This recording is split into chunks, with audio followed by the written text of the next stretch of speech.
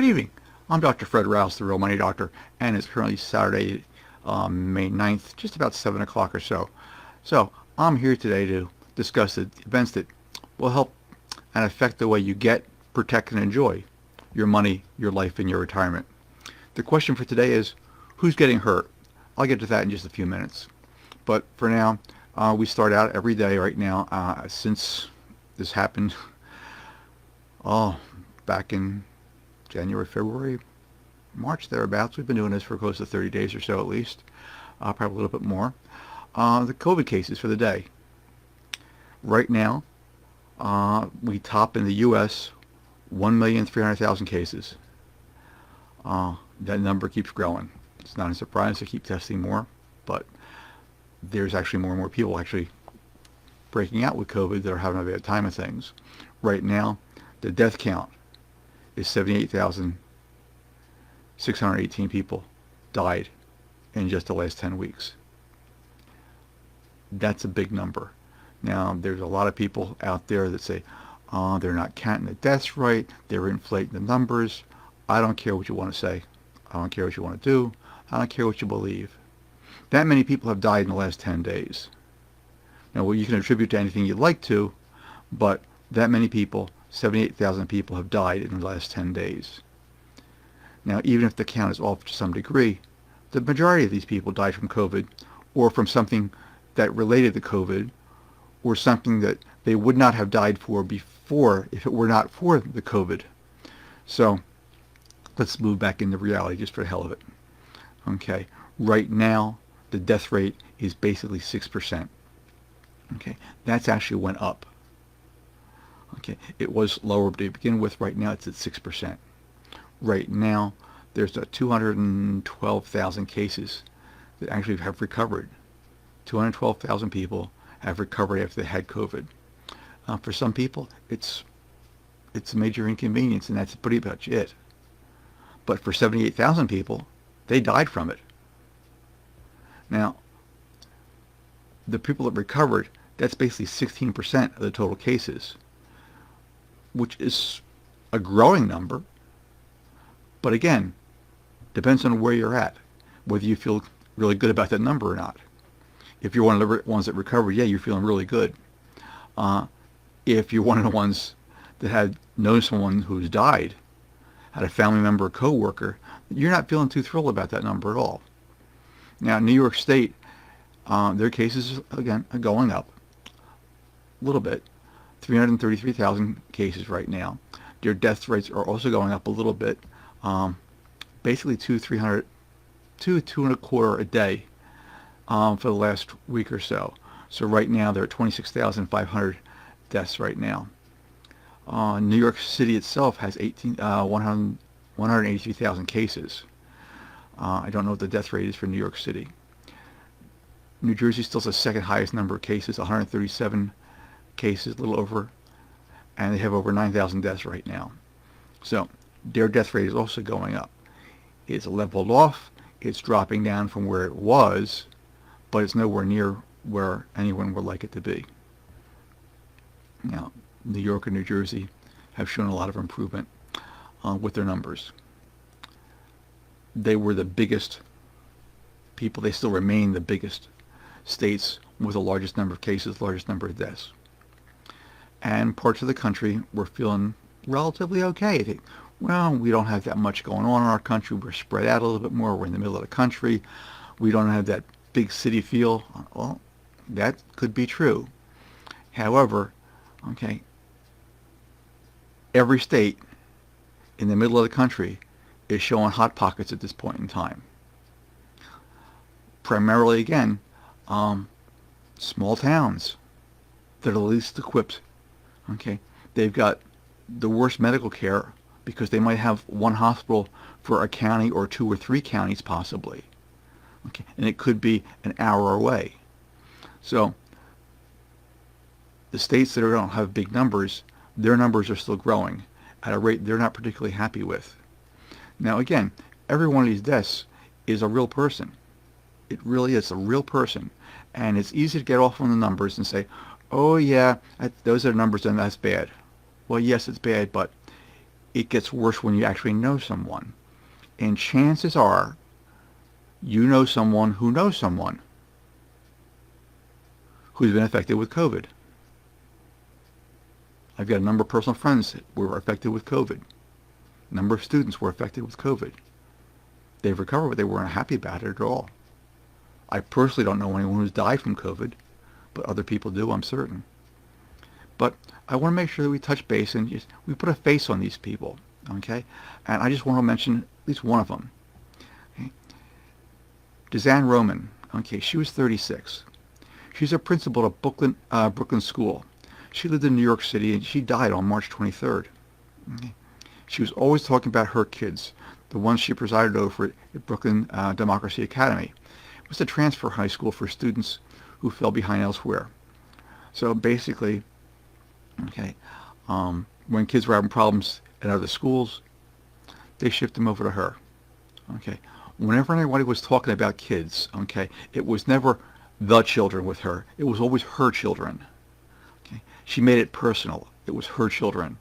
Okay, and when she died, they couldn't have a regular funeral because she was infected with COVID and get the social distancing. So they had a Zoom service, which a lot of people are having, and no one's really happy with it, but that's the best they can do. And they remember her as a principal who was fierce love for her students. A lot of candid advice, and she also gave out haircuts. Okay, she really fought.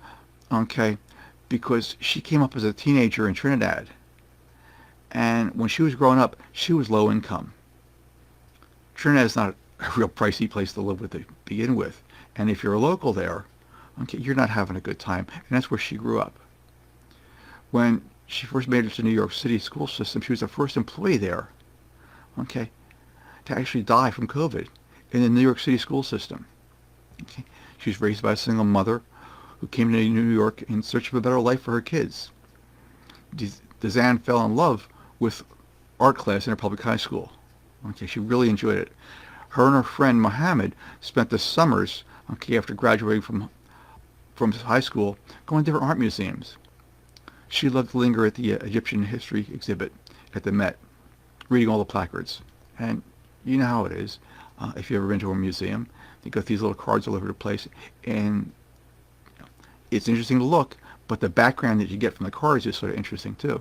And that's what she did. Now, she worked her way through college as a hairdresser, started as an art teacher, and then in 2017, she became the principal at this Brooklyn school.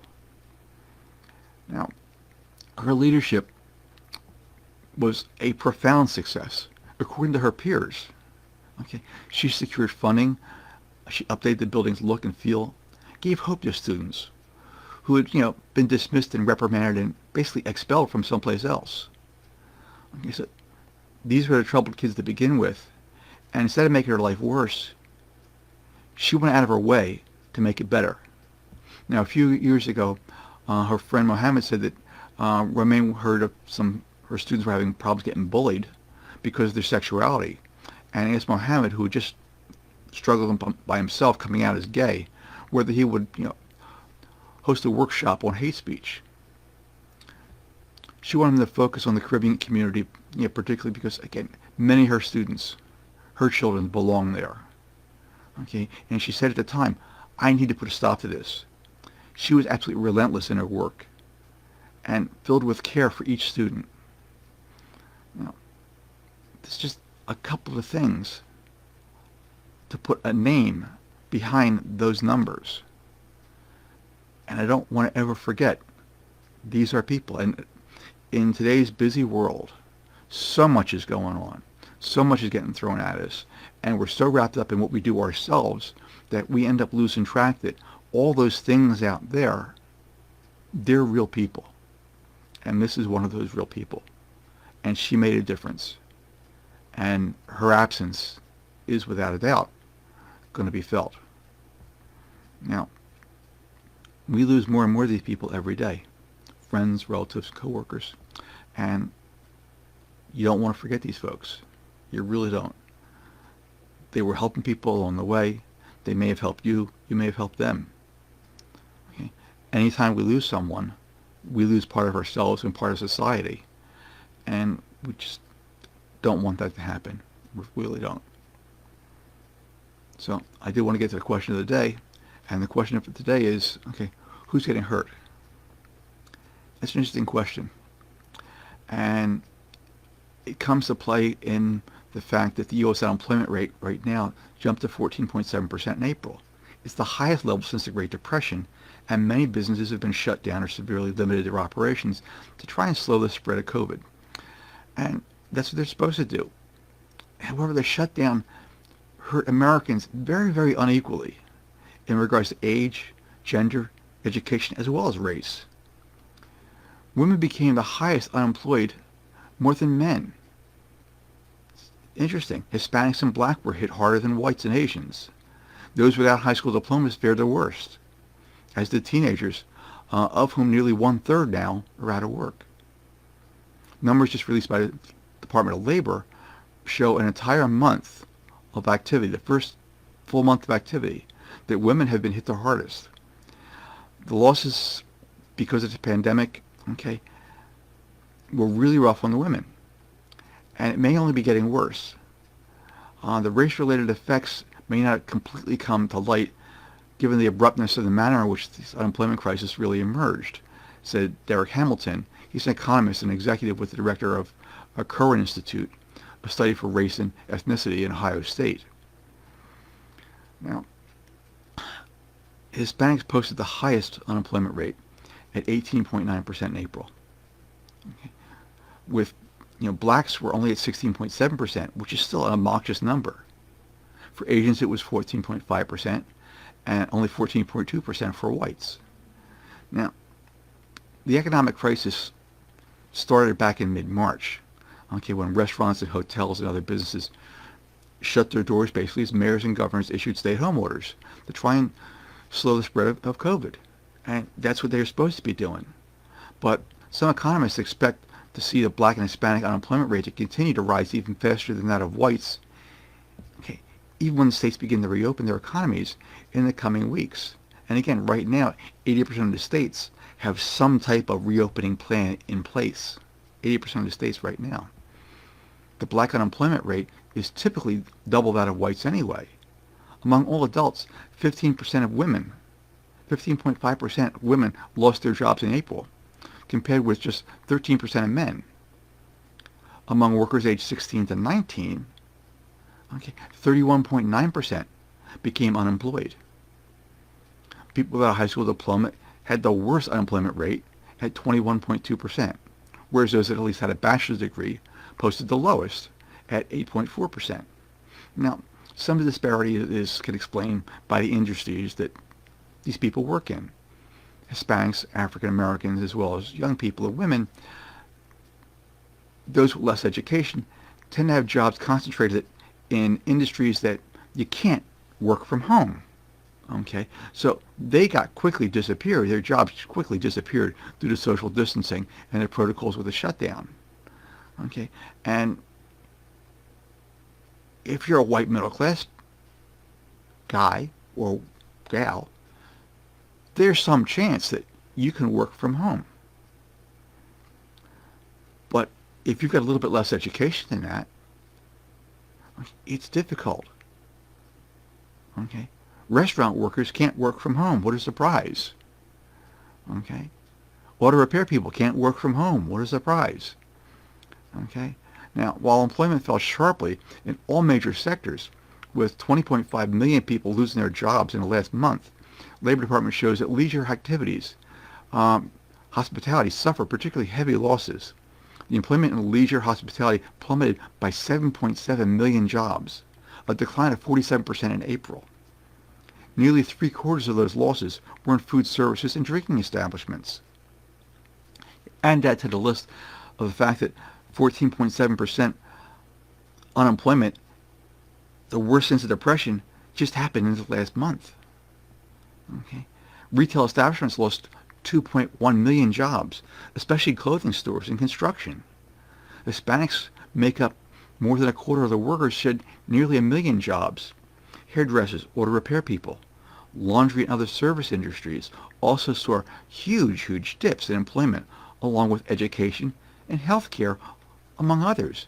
Even with the COVID outbreak, the ERs are getting decimated. Okay, they're jam-packed. ICUs are getting jam-packed. However, hospitals don't make their money there. Hospitals make their money on elective surgeries, all of which has been pretty much canceled. Hospitals are actually laying off people. It's an amazing thing. Now, what's all this mean to you? All those job losses were basically lower middle class and some upper middle class jobs. A lot of these people, okay, they're doing things that keep society going, and they're easy to ignore, these folks. Okay. What happens is these are the people that are nameless and faceless. They're often taken for granted because they're doing jobs in the background that a lot of people don't see. And sometimes even when they're in the foreground, they just ignore them like an old newspaper. But all these people, all these middle class people are hurting right now, big time. Now, the 1 and 2% at the top, they could care less. They're just inconvenienced by it all. Okay, the middle class are seriously affected. Their lifestyle took a big hit, and their retirement plans, okay, took even a worse hit. Most of these people didn't have much to retire to begin with. And now, you're out of work, you went through any liquid reserve you might have had, and they're tapping whatever money they had in their retirement accounts to keep things going. Now, I've been working with middle class folks, upper middle and lower middle class folks for over 30 years right now. These are the folks that right now need a plan B. Something that puts you back in control of your life and your finances, no matter what crazy things are happening out there in the world right now. And no matter what crazy things are likely to happen. Now, it's really possible. Okay, you just need to think outside the box. What you've been doing, what you've been told for years. Okay, they really force you into things that are not necessarily real. Okay, you can do more than what you think you can do. You just have to think outside the box and explore some new things. Now, when you do, amazing opportunities will open for you. Now, if you've got some questions about those things, you're thinking about something, you don't know if it's going to work or not, give me a shout, give me an email, message me. Let me see what I can do. We can talk through some things, see if I can point you in the right direction or not. Now, my only goal is to help you get, protect, and enjoy your money, your life, and your retirement. I'm Dr. Fred Rouse, the Real Money Doctor.